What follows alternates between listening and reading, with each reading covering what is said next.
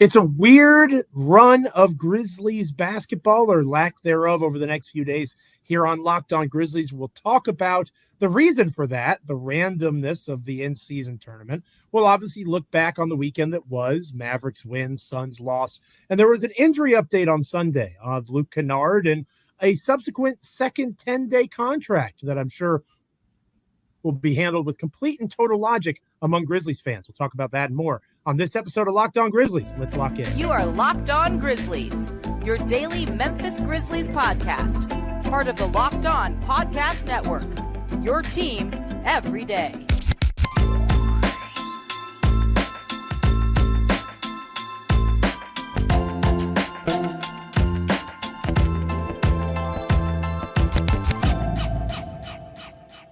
It is a Monday edition of Locked On Grizzlies, and we are so glad that you are with us. It is I, Joe Mullinax, formerly of Bluff City Media, formerly of SB Nation, formerly of Fansided, lots of formerlies these days. Now exclusively, at least for the time being, of Locked On Grizzlies, joined by my co-host, Damichael Cole, exclusively, except for Locked On Grizzlies, of the Commercial Appeal there in Memphis, Tennessee. He's the Memphis Grizzlies beat writer for that wonderful website and publication. Make sure you're checking him out on X at Damichael C. If you don't already do so, make sure you're checking me out on X at Joe Mullinax, and make sure you are liking, commenting, rating, reviewing, subscribing Locked On Grizzlies wherever you get podcasts, as well as over on YouTube. Make us a part of your day each and every day as proud members of the Locked On Podcast Network. That is what we do. Your team, in this case, the Memphis Grizzlies, each and every day. This episode of Locked On Grizzlies is brought to you by FanDuel. Make every moment more. Right now, new customers get $150 in bonus bets with any winning $5 moneyline bet. That's $150 if your team wins. Visit FanDuel.com/LockedOn to get started. Damichael, it's going to be a fun-filled episode here. Lots to talk about, lots to potentially not necessarily yell at each other, because I can never yell at you, but I feel like we agree a lot here on Locked On Grizzlies. We do. And maybe a couple of topics we'll disagree a bit on this Monday edition to get the week started off the right way. But I think the first thing that we'll agree on, at least I anticipate this, we didn't talk about it before the show, the Grizzlies are looking better, right? Obviously, they've won a couple of games in their last few, even in their loss to the Suns, second night of a back-to-back. Now they inexplicably have 4 games off because the in-season tournament is nonsense. We'll talk more about that here in a minute. But I do think that even with that Phoenix loss, even with the reality of the Grizzlies picking off a Dallas Mavericks team that didn't have Luka Doncic, didn't have Tim Hardaway Jr., obviously the Grizzlies have a ton of injuries and absences still of their own, and we'll talk more about that later on in the show as well. After watching these 2 games, I am encouraged, Damichael. I think that they've turned a bit of a corner. Doesn't mean that they're going to go on a 10-game winning streak, but it certainly looks like we can expect competitive basketball from here on in. I agree. And it's kind of relieving to kind of talk good about the team for a while. Right? Like, it's been so much negative, the offense, being bad, the defense leaving guys open and all that. But the one thing I kept saying, if you just go through the course of history of this team, the defense has gotten off the slow starts in previous seasons. And that's the area where no matter what happens on the offensive side of the ball, the defense has always proven to turn it around. And guess what? The Grizzlies are a great example of complementary basketball. When the defense locks in and the defense starts to get stops, guess what? They start to get transition points. They start to attack the paint more. And it's just a whole ripple effect. And that's what we've seen over the last 3 games. You can factor the Utah game in and group it, with these last 2 games as well, with the Mavs and Suns. The Grizzlies 2-1 over that stretch. The only loss was against the Suns on the second night of a back-to-back. And the Grizzlies were really competitive. They led at halftime. The Suns, they got Devin Booker and Kevin Durant. They blew it open in the third quarter a little bit. But Memphis didn't go down without a fight. You saw the last couple minutes of that game. Memphis definitely showed some encouraging signs. But here's the one thing that I want to point to, Joe. Oh, please. This is the one thing that I've kept alluding to in the past, where people say, oh, you guys are making excuses for injuries and things like that. That's bullcrap. That's not what I've been trying to say, Joe. Here's what I've been trying to say. Whoa! Such harsh language from you, Damichael Cole. Look, because my ears are burning. It's because, look, Joe, I'm tired of people coming out and saying, oh, y'all are making excuses for the injuries, because that's not what I've been doing. What I've basically been trying to convey to everyone is simply this. The Grizzlies, because of all those injuries, they have no continuity. They've had 8 starting lineups in 18 games. They've had 16 players. Remember, roster has 15 standard contracts. 16 players have been a part of the Grizzlies rotation up to this point of the season. So we're only 18 games in. They've already had 8 starting lineups. How do you find continuity in that? Continuity has been the bigger issue more than who's available. And getting back to that point, that's why the Grizzlies are playing better basketball over the last 3 games, because there's continuity. Taylor Jenkins went into these last 3 games, and he didn't have to sit for 60 minutes thinking, who in the world is going to be my 8th man? Who's going to be my 9th man? We're a couple days away from Wednesday's game, and I can tell you right now, Derrick Rose is going to be starting point guard. Desmond Bane is going to be starting 2 guard, barring, something or unforeseen happening. But David Roddy is going to be your small forward. Jaren is going to be your power forward. Bismack Biyombo is going to be your center. And we already know off the bench, you're primarily going to have Jaylen Nowell. You're primarily going to have, Santi Aldama. And then you're going to have the other guys that are mixed in that have been getting the minutes. Vince Williams and Xavier Tillman. You know already that those 9 guys will be in the rotation. How much have we been able to say that this season? Every game it's felt like, oh, okay, this guy's starting this game, but this guy's coming off the bench this game. Zaire started the first few games of the season, then he came off the bench. Now we're not even really talking about him being in the rotation. The point is, okay, talent aside, everyone said, hey, the Grizzlies still should be playing better even though they have the injuries. Guess what? I agree with you. But guess what? A big part of playing better while having those injuries is building that continuity. And guess what? Lo and behold, now, Joe, we're starting to see it. They're still undermanned from a talent perspective and an injury perspective. But since they know Vince Williams is getting a lot of run with Jaylen Nowell and Santi Aldama, the starting lineup is what it is.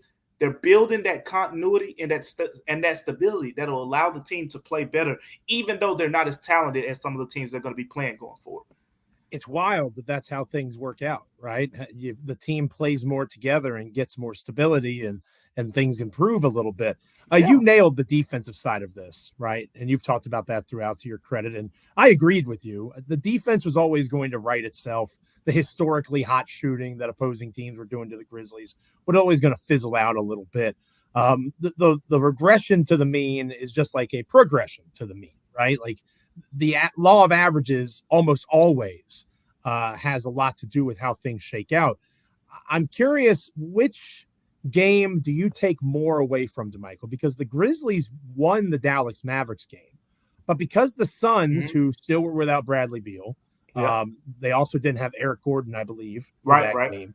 So it's not like Phoenix was at full strength, but I think it's still fair to say the Grizzlies were missing more. Memphis ain't going to feel sorry for anybody for missing guys. Right, exactly. Yeah. I take more from the Grizzlies' loss in Phoenix than I do the Memphis win over the Dallas Mavericks, because it was a team that was closer to full strength, right? Luka Doncic means more to Dallas than Beal does to the Suns, right? Doncic is one of the best 5 players on the planet.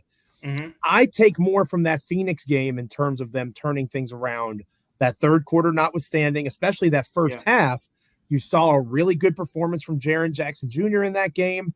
You saw lots of opportunities for Desmond Bane in that game, who continues to put together an all-star type season. If the Grizzlies weren't so bad, I think that's probably going to be held against him. I take more from the Phoenix defeat than I do the Mavericks victory. What about you? I'm with you. And it's about, the progress and what happened in between those 48 minutes, more so than the results. Taylor Jenkins talks a lot about that.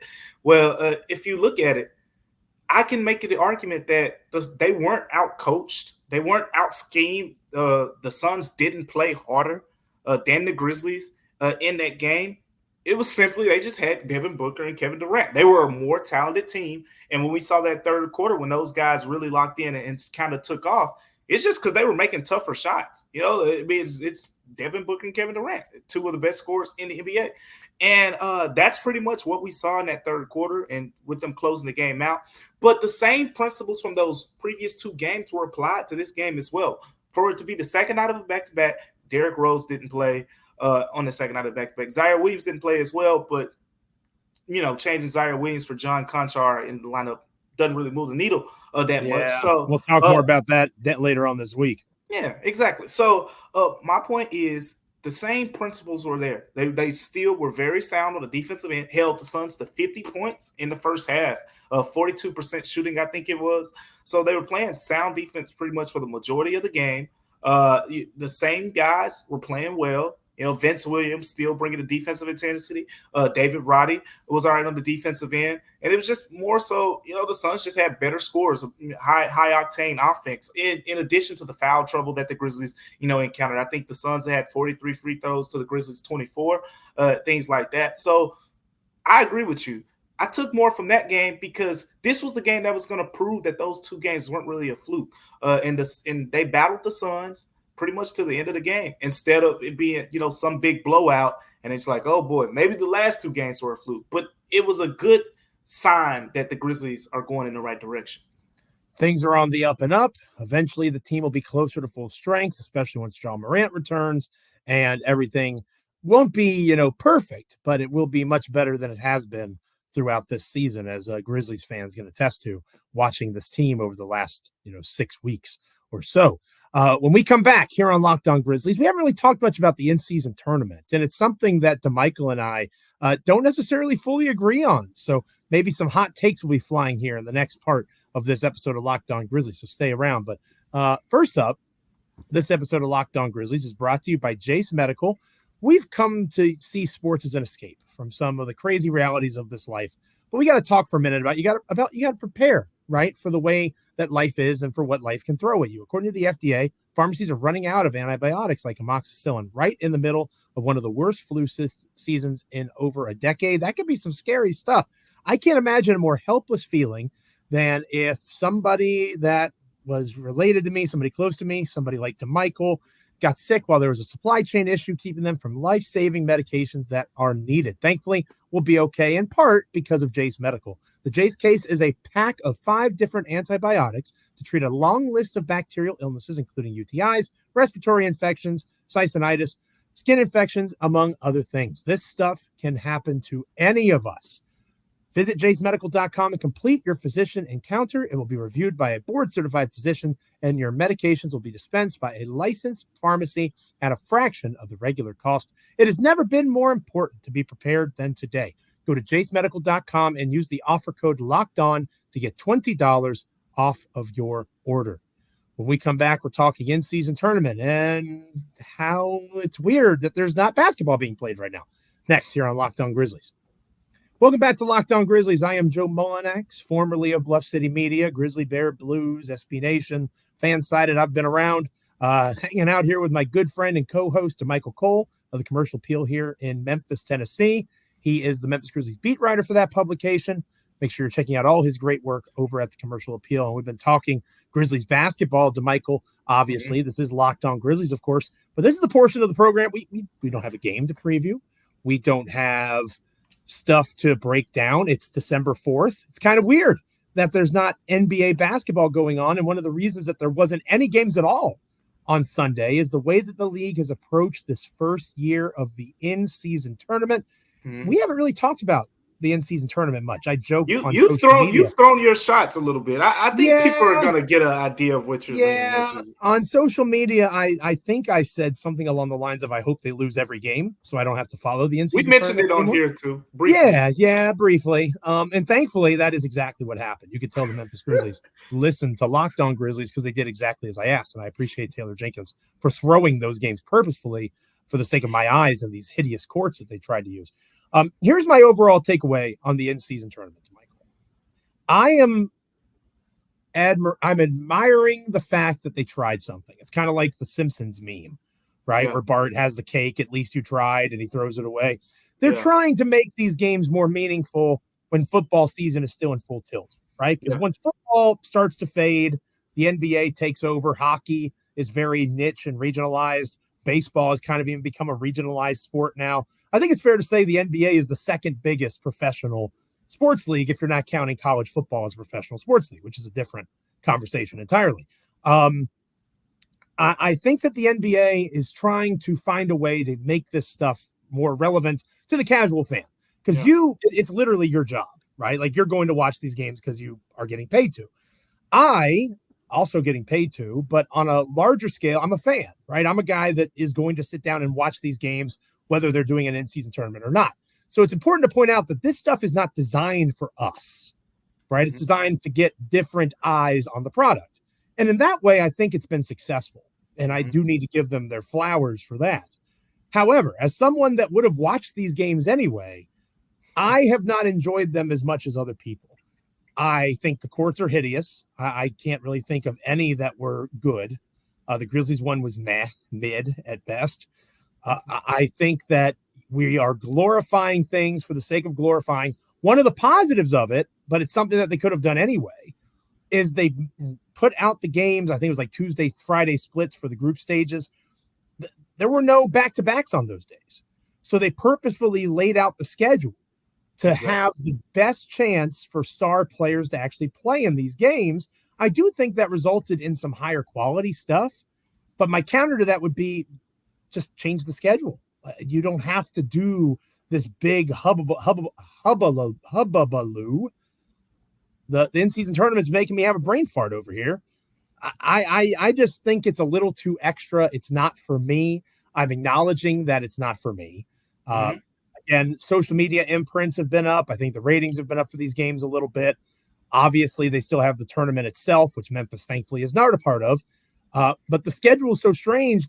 They didn't know, the Grizzlies, who they were going to play until a few days ago. And we know that they have the hapless Detroit Pistons next, so it works out in that way. The Grizzlies should benefit from playing a team far worse than them, even in their current state.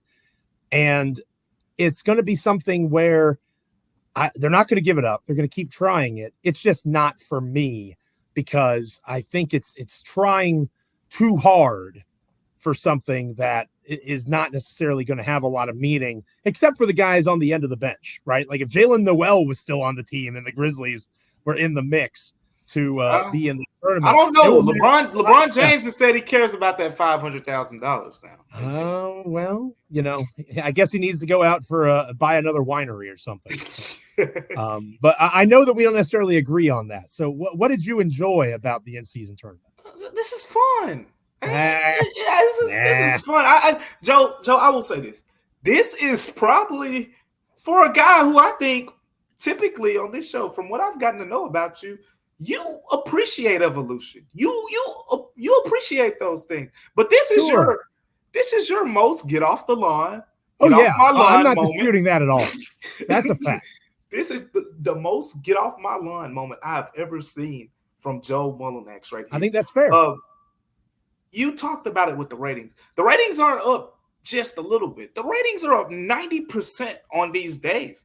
Like this is done huge numbers from the standpoint. So that's the business side, right? From a business standpoint, this clearly is working. These games have been watched. They've been valued. And guess what? The games this week, like the Grizzlies will play, and teams that didn't make the knockout rounds, I'm sure they're going to have comparable viewers as they would have if it wasn't the in-season tournament going on. And the in-season tournament games that'll be in the knockout stage, those viewer numbers are going to be higher than probably any other regular season games that have been on those exact days in the past in the NBA. So from the business standpoint, home run. Well, let's get into the other side of it. What about for the players? I'm listening to LeBron James the other day, and those guys want it. The Lakers are talking about wanting to win this thing. I'm looking the other day at former Grizzlies assistant coach Darko Rajakovic get into it with DeMar DeRozan, because DeRozan is upset that the Raptors are leaving in starters, and he whispers to DeRozan, hey, in-season tournament. So the coaches are in tune with what's going on. We saw it up close with the Grizzlies. When the Grizzlies played the Suns, Devin Booker and the rest of the Suns starting lineup stayed in that game at FedEx Forum when the Grizzlies lost by 21 points, basically to increase their margin of victory. And it ended up working out for them. They actually ended up getting in the in-season tournament off of margin of victory. So it's adding another element to the game. But more than anything, the coaches care. The players care. Again, LeBron James, Devin Booker, I don't know if any Grizzlies fans saw it, but he even apologized after the game. He apologized after that game against the Grizzlies at FedEx Forum when he took the 3-point shot late in the game and made it and whatnot. He said, he didn't mean to disrespect the Grizzlies in any way. He's just thinking about the in-season tournament. The players want it. The coaches want it. And it's a business hit. I don't see the problem. And here's probably the best part of it, where some of the players probably appreciate this more than the actual tournament. You mentioned that no one played on Sunday. Yeah, for us, it's probably like, man, we didn't get to watch any basketball on Sunday. But at the same time, the NBA season is a grind. Everyone got Sunday off. Only a couple teams, four teams are going to play on Monday. 4 teams are going to play on Tuesday. And then everyone else gets to play on Wednesday. It serves as a nice little reset. I mean, the Grizzlies of all teams could appreciate it. I mean, getting 3 days off where you don't have to worry about Marcus Smart and, Luke Kennard and those guys missing more games. I mean, of course, Ja's situation is different. But with those guys, the more days that go by, the closer they get to returning. I think it's a hit, Joe. I don't see what there is to complain about. The courts, sure, yeah, they're not the prettiest thing in the world. But guess what? We get to watch basketball in Vegas this week. I'm looking forward to it. Yeah. This is definitely the get off my lawn thing. This is very much an old man moment. I'm willing to own that and accept it. I just don't see the value. It's making money. I see the value for the league. I think it's, again, I want to stress, I'm acknowledging that by most measures, it's successful. I'm just saying it's not for me.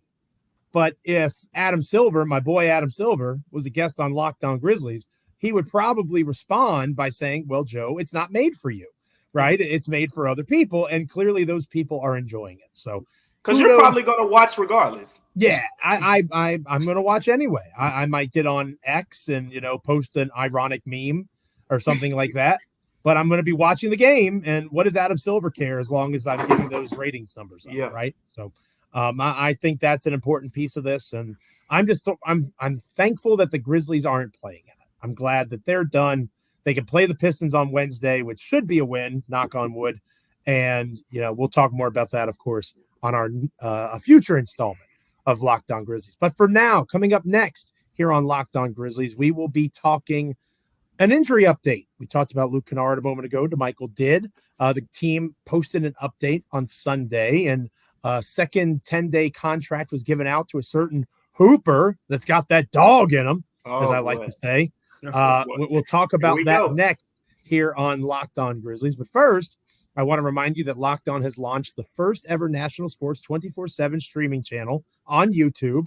Locked On Sports Today is here for you 24/7, covering the top sports stories of the day with the local experts of Locked On, plus our national shows covering every league. Go to Locked On Sports Today on YouTube. Subscribe to the first ever national sports 24/7 streaming channel. This episode of Locked On Grizzlies is also brought to you by FanDuel. FanDuel is hot this holiday season. And as the weather gets colder, the offers stay hot on FanDuel, especially when it comes to the NBA and NFL. Right now, new customers get $150 in bonus bets. What a phenomenal deal. $150 in bonus bets with any winning $5 moneyline bet. That's $150 if your team wins. If you've been thinking about joining FanDuel, there is no better time to get in on the action. The app is so easy to use, and there is a wide range of betting options, including things like spreads, player props, over-unders, and so much more. So visit FanDuel.com/lockedon and get through this NBA season with the Grizzlies, but also continue to enjoy the NFL with FanDuel, an official partner of the NFL. We're talking Luke Kennard and Jaylen Nowell next here on Locked On Grizzlies. Stay with us. Welcome back to Locked On Grizzlies. I am Joe Mullinax, joined by my co-host, Damichael Cole of the Commercial Appeal there in Memphis, Tennessee. He's the Memphis Grizzlies beat writer for that publication. I am formerly of Bluff City Media and Grizzly Bear Blues and FanDuel and SB Nation, all sorts of different spots. Between the two of us, we know some Grizzlies basketball. You've come to the right place. And we've been talking Grizzlies basketball, whether it's the in-season tournament, whether it's the Grizzlies' most recent games against the Mavericks and the Suns. A couple of days off here, as we mentioned a moment ago to Michael, and Memphis got some business taken care of on Sunday during this little lull in the action. Sent out an injury update on Luke Kennard, bone bruise, should be back to playing in 2 to 3 weeks. I know you mentioned that on social media. That's a big deal. Not reevaluated in 2 to 3 weeks. They expect him back in 2 to 3 weeks, which is nice to see. And then in response to that, because surely that update had to coincide with the hardship waiver that got granted for one more player, Jaylen Nowell, who has become a bit of a polarizing figure, only in Memphis Grizzlies fandom can a 10-day contract player. You were waiting on this one. Spark so much intensity and energy. Well, the main reason, and people like to think I make stuff up, Damichael, right? Like, I have the time. I'm a married father of 3. Yep. Like, I've got the time to come up with elaborate conspiracy theories. I'm just going off of my timeline. Maybe you have a more cultivated timeline, more carefully caricatured and cultivated line of thinking on your social media. Apparently, I don't, because I get people that say things like, Jaylen Nowell's got that dog in him. Jaylen Nowell, he'll score the basket. He's a hooper off the bench, right? He's a hooper. Yeah. We need to prioritize him over guys that are on guaranteed contracts. We need to prioritize him over one of the top 5 3-point shooters in the NBA the last 3 years, and Luke Kennard. We can count on a guy who, quick check of the numbers, is shooting 36% from the field and 14% from 3. That's the guy that is going to turn the Memphis Grizzlies season around right now. It's him. Not getting healthy, not getting the guys that actually were employed 2 months ago in an NBA roster. Yeah. Not those guys. This guy that was on the couch, like me, watching NBA basketball, watching the terrible in-season tournament 10 days ago. That guy is going to turn it around for the Memphis Grizzlies. Joe, how long were you waiting to get that out? About 26 minutes or so. Yeah, I know. I felt it coming.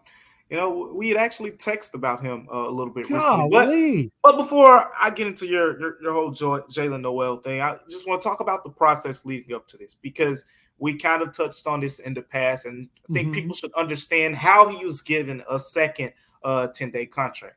I kind of alluded to it in the last episode by basically saying it would be tough for the Grizzlies to get him on a second 10-day contract because of the fact that you need 4 players to be out at least 2 more weeks in order for the NBA to accept one of those hardship waivers. We already know the 2 guys that you don't have to think about, Steven Adams and Brandon Clark. Those 2 were givens. Marcus Smart's ankle injury, he was given a 3 to 5 week timeline. That's still in the window of at least 2 weeks. So he's on there. That's 3 players. The other 2 players were Jake LaRavia and Luke Kennard from the previous 10-day window.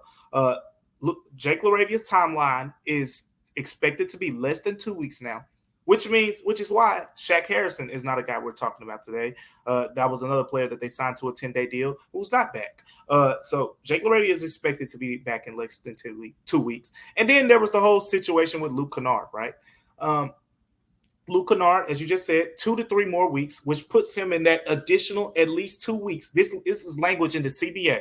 So since he's out at least 2 weeks, he kind of qualified as that 4th player that the Grizzlies will be missing for at least 2 weeks, which allowed them to get the waiver to get Jaylen Nowell back. Now, going back to that, you really brought up something interesting a couple of minutes ago when you were talking about the reevaluation and expected to be back. This is language that is going around the NBA that is more popular now. NBA teams are using the word reevaluated when these guys are injured, more so than ever before.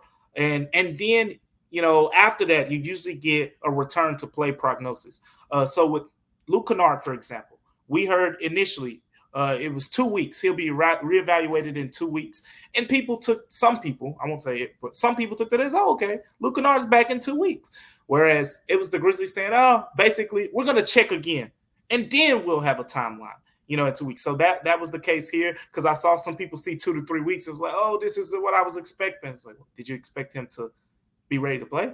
But nevertheless, moving on to Jaylen Nowell. Joel, you made excellent points. I think that this whole dog Hooper thing is just hilarious. But Jaylen Nowell can play basketball, and here's the thing. Me and you have said it probably as much as anybody. The Grizzlies have needed that shot creator off the bench. Not even just, you can take this back to the grit and grind days, right? Oh, yeah. Right. This whole idea of a microwave scoring option. I mean, watching him score 19 points off the bench against the Dallas Mavericks, like that had to be a moment for a lot of Grizzlies fans. Because you got to go back to maybe Tyreek Evans. Like, yeah, that's the last time they've had somebody like this. Yeah, like someone off the bench, instant offense off the dribble. Not just Luke Kennard coming off the bench making 5 3-pointers, on a day he gets real hot. We're talking about a guy who's, scoring the basketball in bunches. But here's the thing.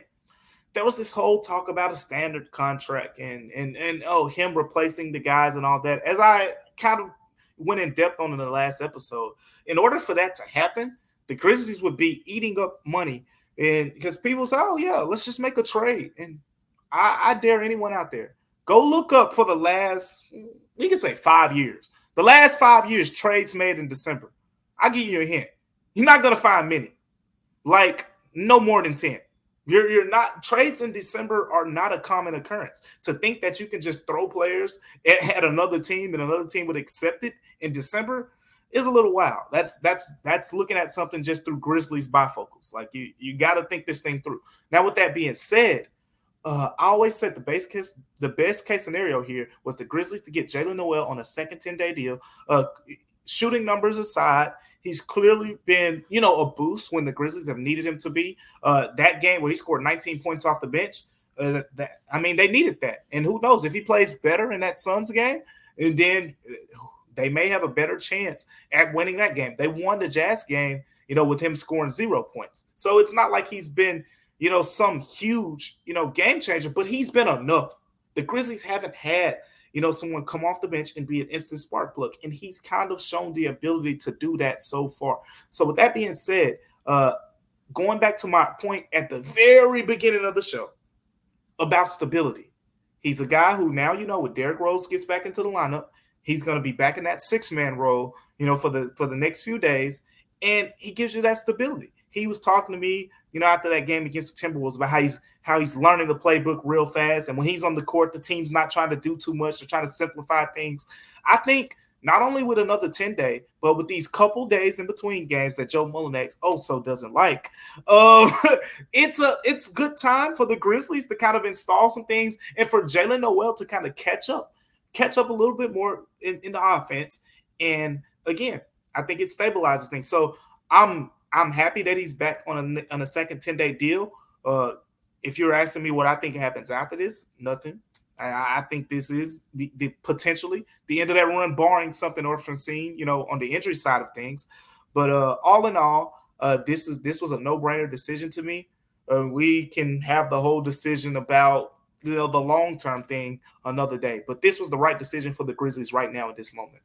Absolutely. I want to make it clear that I agree with that completely. I would have also kept Jaylen Nowell for a second 10-day contract if that opportunity presented itself.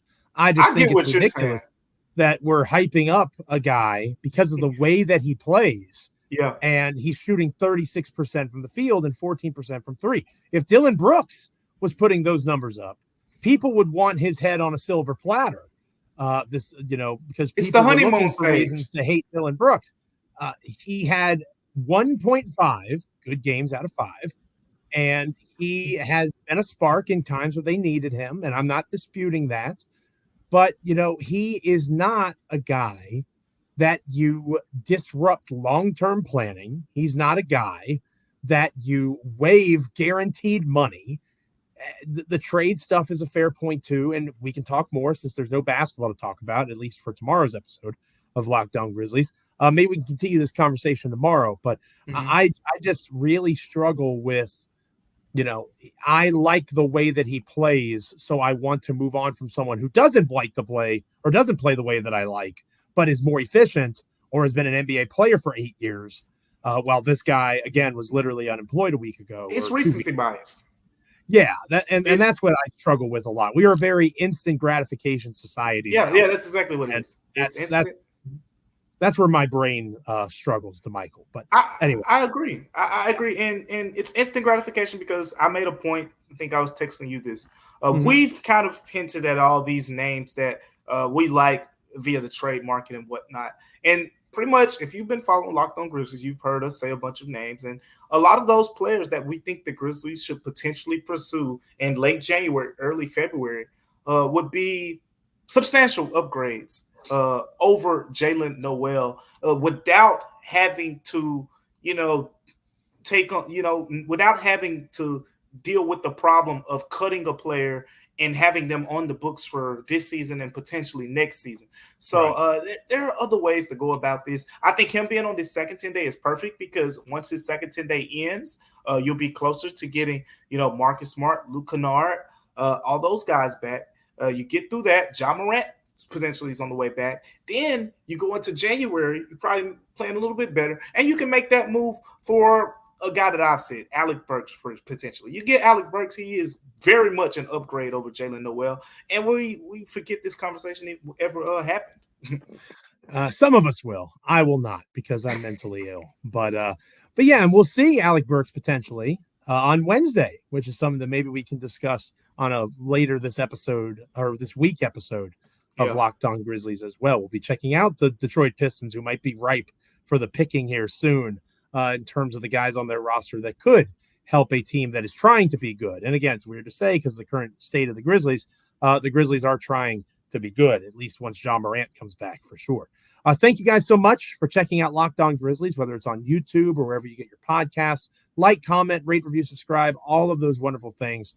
And remember that Locked On has launched the first ever national sports 24/7 streaming channel on YouTube. Locked On Sports Today is here for you, covering all the top sports stories 24/7.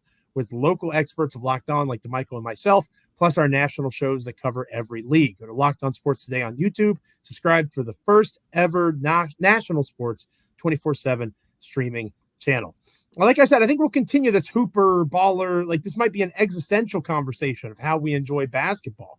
That might be a good Tuesday topic here on Locked On Grizzlies. We'll also take a closer look at the use of Santi Aldama, because his play has also kind of coincided with things getting better for the Memphis Grizzlies. He and Desmond Bane got into it a little bit over the weekend, so maybe we can talk about the role that Santi has on the team in the here and now. We'll talk all that and much more on our Tuesday edition of the show. But until then, enjoy the rest of your day. Stay locked in. Subscribe wherever you get podcasts, as well as on YouTube. For Damichael, I'm Joe. This is Locked On Grizzlies. Have a good one.